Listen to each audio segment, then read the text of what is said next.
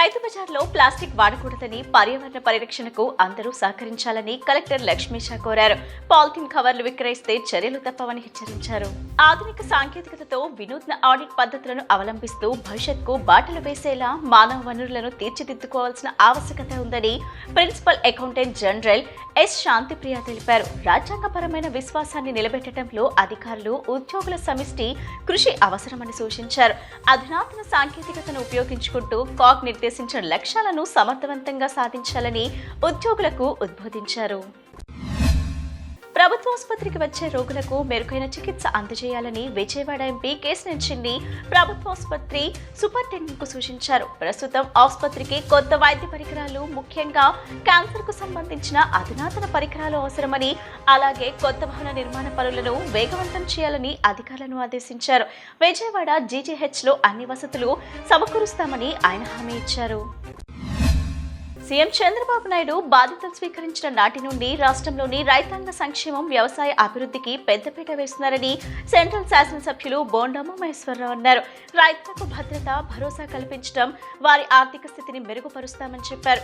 వ్యవసాయ రంగంలో స్థిరత్వాన్ని తీసుకురావడం ప్రభుత్వం యొక్క ప్రధాన లక్ష్యాలుగా సాగుతున్నాయని చెప్పారు.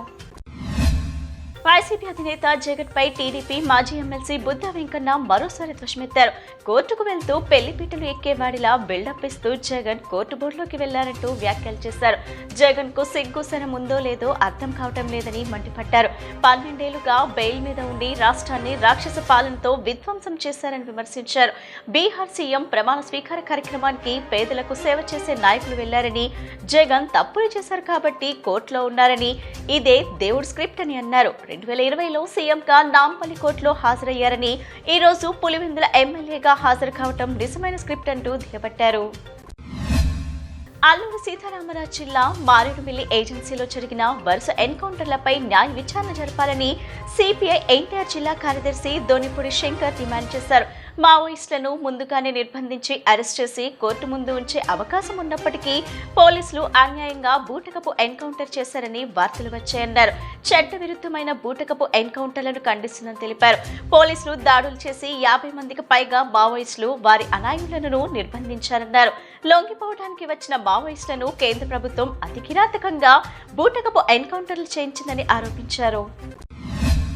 అన్నదాతకు కొండంత అండగా చంద్రన్న ఉన్నాడంటూ మరోసారి అన్నదాత సుఖీభవ రెండోసారి నిధులు విడుదల చేసి రైతుకు భరోసానిచ్చారని శాసనమండలి మాజీ చైర్మన్ ఎంఏ షరీఫ్ తెలిపారు. టీడీపీ కేంద్ర కార్యాలయంలో ఆయన వీర సమావేశం నిర్వహించారు.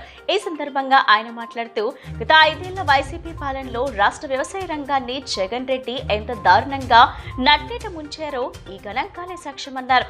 ఆయన గత 5 ఏళ్లలో రైతులకు 58,000 కోట్లు ఖర్చు చేయాల్సి ఉండగా కేవలం 39,000 కోట్లు మాత్రమే ఖర్చు చేసి రైతును పూర్తిగా దగా చేశారు.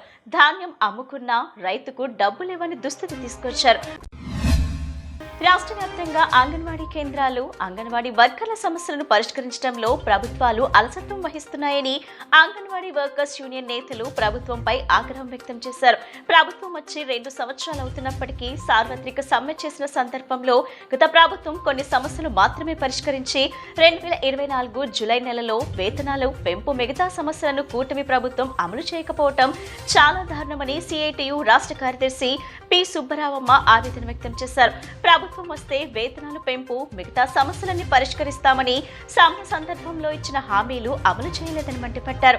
అప్పటి నుండి ఇప్పటిదాకా సంబంధిత మంత్రులు నారా లోకేష్ ని, అధికారులను 3 సంఘాల ఆధ్వర్యంలో కలిసినప్పటికీ నేటికి వేతనాలు పెంచలేదన్నారు. అంగన్వాడీ కార్మికులపై పనిభారం మోపుతున్నారు తప్ప జీతాలు పెంచడంలో ఆసక్తి చూపడం లేదని మండిపడ్డారు.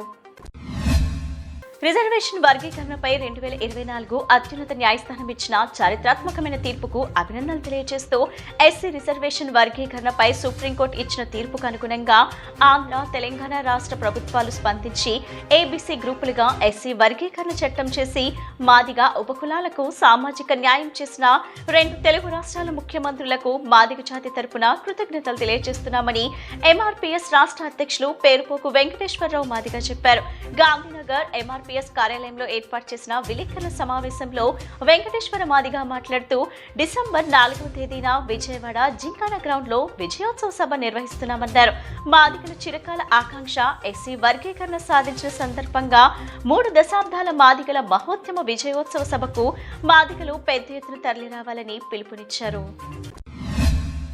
అధికారంలో ఉన్న కూటమి ప్రభుత్వం గత ఎన్నికల మేనిఫెస్టోలో భవన నిర్మాణ కార్మికులకు ఇచ్చిన హామీల ప్రకారం బిల్డింగ్ వర్కర్స్ వెల్ఫేర్ బోర్డును పనిచేయించి సంక్షేమ పథకాలు అమలు చేయాలని ఎన్టీఆర్ జిల్లా సిఐటియు వర్కర్స్ యూనియన్ ప్రధాన కార్యదర్శి ఎన్సీహెచ్ శ్రీనివాస్ డిమాండ్ చేశారు. రాష్ట్రంలో 25 లక్షలకు పైగా భవన నిర్మాణ రంగంలో ఉపాధి పొందుతున్నారని, వీరిలో 18 లక్షలకు పైగా బిల్డింగ్ వర్కర్ వెల్ఫేర్ బోర్డులో వేరు నమోదు చేసుకున్నారని చెప్పారు.